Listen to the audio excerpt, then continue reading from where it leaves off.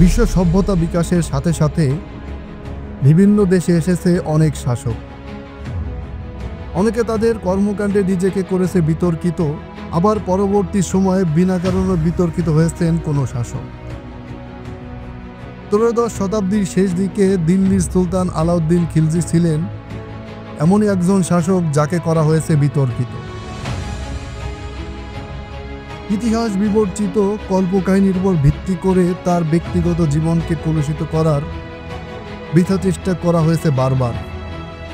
আজও চলছে সেই প্রচেষ্টা। আসলে কে ছিলেন এই আলাউদ্দিন খিলজি? কেনই বা তাকে নিয়ে এত বিতর্ক? আজকে আমরা সবকিছু জানবো এই ভিডিওতে। আলাউদ্দিন খিলজি ছিলেন বিশ্বমানের একজন বিরল সামরিক প্রতিভা। সমর কৌশলে তার ছিল অসাধারণ দক্ষতা। তিনি মূলত দিগ্বিজয়ী আলেকজান্ডারের রণকৌশলের উপর ভিত্তি করেই তার সামরিক শক্তিকে সাজিয়েছিলেন। রণক্ষেত্রে প্রয়োগ করতেন নিজের অভাবনীয় উদ্ভাবনী সমর কৌশল। আলাউদ্দিন খিলজি ছিলেন একজন ভারতীয়। তার জন্ম 1266 সালে দিল্লিতে। তিনি ভারতবর্ষে দিল্লি সুলতানি আমলের খিলজি রাজবংশের দ্বিতীয় এবং সবচেয়ে শক্তিশালী শাসক ছিলেন। আলাউদ্দিন ছিলেন খিলজি রাজবংশের প্রতিষ্ঠাতা সুলতান জালালউদ্দিনের ভাগ্নে এবং কন্যার জীবন সঙ্গিনী। মামলুকদের পরাজিত করে জালালউদ্দিন যখন দিল্লির সুলতান হলেন, তখন আলাউদ্দিন খিলজিকে তিনি রাষ্ট্রীয় অনুষ্ঠানের প্রধান নিয়োগ করেন। পরবর্তীতে 1291 সালে আলাউদ্দিন খিলজি কারা রাজ্যের গভর্নর এবং 1296 সালে ভিলসার সফল অভিযানের পর আওধের গভর্নর নিযুক্ত হন। ওই বছরই তিনি দেবগিরি আক্রমণ করে সুলতান জালালউদ্দিনের বিরুদ্ধে বিদ্রোহ করে এবং দিল্লির ক্ষমতা দখল করে। আলাউদ্দিন খিলজি তার মামা এবং শ্বশুর সুলতান জালালউদ্দিনকে হত্যা করেন এবং সুলতানে থাকা জালালউদ্দিনের পুত্রদের দমন করেন কঠোরভাবে। এভাবেই আলাউদ্দিন খিলজি দিল্লির সুলতান হিসেবে নিজেকে প্রতিষ্ঠা করেন। আলাউদ্দিন খিলজি দিল্লির সুলতান ছিলেন 1296 থেকে 1316 সাল পর্যন্ত। তিনি তার সাম্রাজ্য বিস্তার করেন চিত্তর, দেবগিরি, বারাঙ্গাল, গুজরাট, হৈসলা রাজ্যগুলো নিয়ে। তিনি ভারতবর্ষের এমন এক দুঃসময় ক্ষমতায় আসেন যখন ভারতবর্ষের সীমান্তে শোনা যাচ্ছিল নিষ্ঠুর মঙ্গল সৈন্যদের অশ্বের ভীতিকর খুরের পদধ্বনি। মঙ্গল আক্রমণের আশঙ্কায় দেশটি হয়ে পড়েছিল ভীতসন্ত্রস্ত এবং অস্থির। একটা কথা মনে রাখতে হবে, সেই সময় মঙ্গলরা কোনো সাধারণ আক্রমণকারী ছিল না। আজকে অনেকেই হয়তো ধারণা নেই মঙ্গলরা তখন কতটুকু নিষ্ঠুর এবং ধ্বংসাত্মক ছিল। মঙ্গলরা অন্য দেশ জয়ের পর সেই দেশের সব পুরুষদের নির্বিচারে হত্যা করত, নারীদের করত অপসরণ, লুণ্ঠন এবং অগ্নিসংযোগ করে পুরো দেশের অতীত এবং অস্তিত্ব মাটির সাথে মিশিয়ে দিত। মঙ্গলরা কোনো দেশ জয় করে কেবলমাত্র লুণ্ঠন ও হত্যা করেই ক্ষান্ত থাকত না, পুরো দেশটিকে ধ্বংসস্তূপে পরিণত করত। মঙ্গলদের আক্রমণের একটা নির্দিষ্ট পদ্ধতি ছিল। তারা কোনো একটা দেশ আক্রমণ করার আগে মোটা অঙ্কের অর্থ এবং নারী দাবি করে প্রথমে হুমকিমূলক বার্তা পাঠাত। দাবি মানা না হলে আক্রমণ করে ধ্বংস করে ফেলা হতো পুরো দেশ। আলাউদ্দিন খিলজির শাসন আমলে মঙ্গলরা এমনই হুমকি দিলে আলাউদ্দিন খিলজির পিতা ও তার ভাই মঙ্গলদের সাথে সমঝোতা করার পক্ষে ছিল, কিন্তু আলাউদ্দিন খিলজি মঙ্গলদের সাথে কোনো আপোষ করতে প্রস্তুত ছিল না। যদিও মঙ্গলদের দাবি পূরণ করা তখন তার জন্য ছিল অনেক সহজ, কিন্তু তিনি সহজ পথটি ছেড়ে দিয়ে কঠিন পথটি বেছে নিয়েছিলেন। তার জন্মভূমিকে রক্ষা করার দায়িত্ব নিয়েছিলেন অত্যন্ত সাহসিকতা ও দৃঢ়তার সাথে। তিনি অঙ্গীকার করেছিলেন ভারতবর্ষের সীমানা থেকে মঙ্গোলদের সম্পূর্ণভাবে বিতাড়িত করা না পর্যন্ত তিনি বিশ্রাম নেবেন না। তার সেই অঙ্গীকার তিনি রেখেছিলেন পুরোপুরি। আলাউদ্দিন খিলজির শাসনামলে মঙ্গোলরা পরপর 6 বার ভারতবর্ষ আক্রমণ করে এবং 2 বার ছিল দিল্লি দখলের ব্যর্থ চেষ্টা, কিন্তু 6 বারই শোচনীয়ভাবে পরাজিত হয় মঙ্গোলরা। মঙ্গোল নেতা চেঙ্গিস খানের দ্বিতীয় সন্তান চাগাতাই খান ভারত আক্রমণ করে কয়েকবার।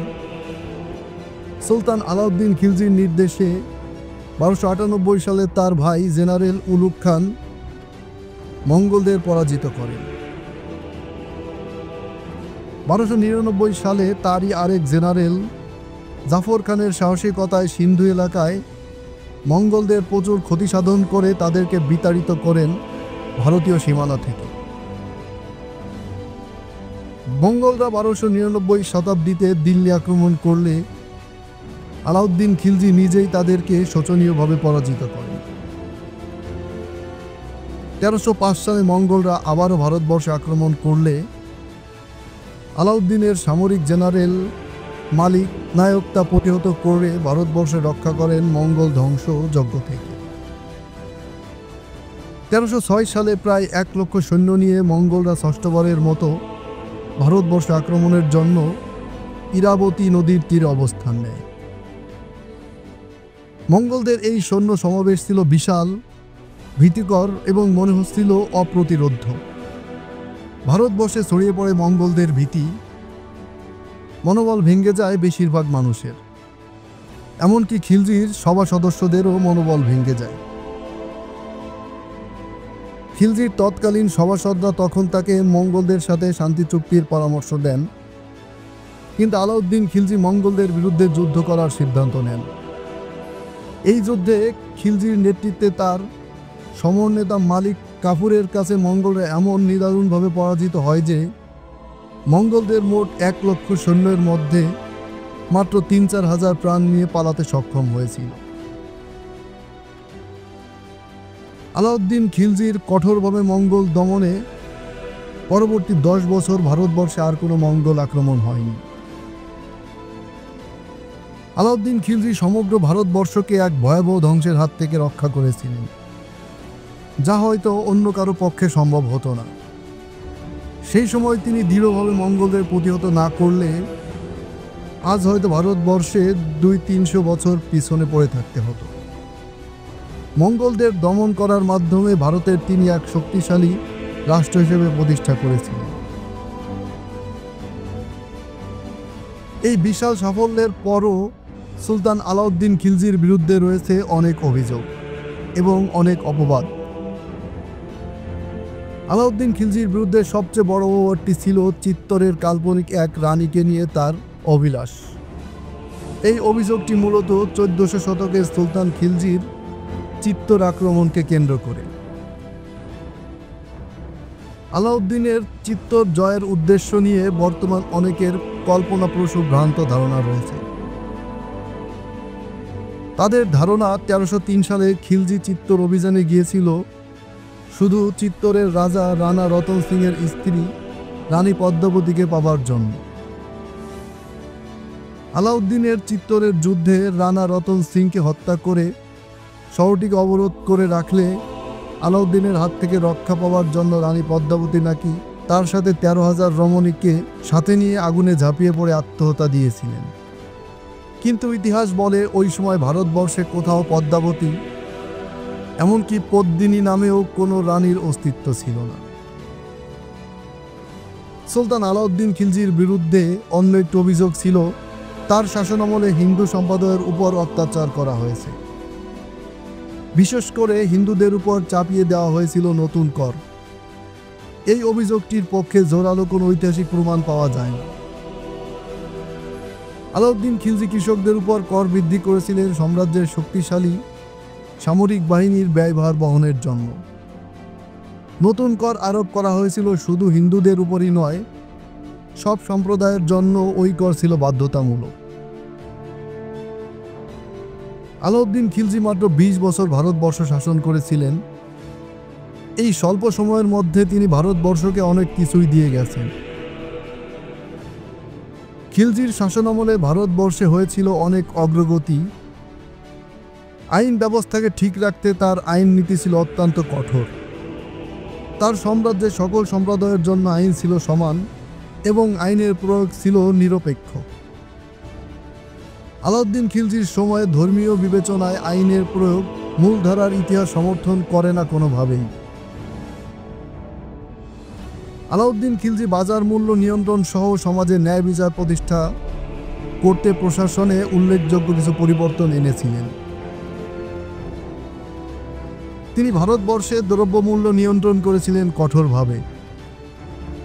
বাজারে প্রতিটি পণ্যের মূল্য তার সরকার নির্ধারণ করে দিত।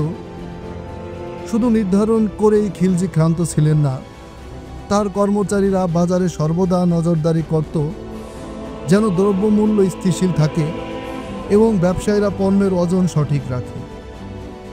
নির্ধারিত মূল্যের চেয়ে অধিক দামে কোনো দ্রব্য বিক্রি করলে অথবা ওজনে কম দিলে ব্যবসায়ীকে কঠোর শাস্তি পেতে হতো। ওই সময়কালের প্রখ্যাত ঐতিহাসিক জিয়াউদ্দিন বারানীর বর্ণনায় খিলজির সময় ভারতবর্ষে দুর্যোগকালে বাজারে কোনো পণ্যের পর্যাপ্ত সরবরাহ না থাকলে সরকারের মজুদ গুদাম থেকে সেই পণ্য সরবরাহ করা হতো জনগণের মাঝে। খিলজির শাসনকালে তার সাম্রাজ্যে অপরাধের সংখ্যা কমে গিয়েছিল উল্লেখ্যভাবে, কারণ সব রকম অপকর্মের জন্য শাস্তি ছিল কঠিন।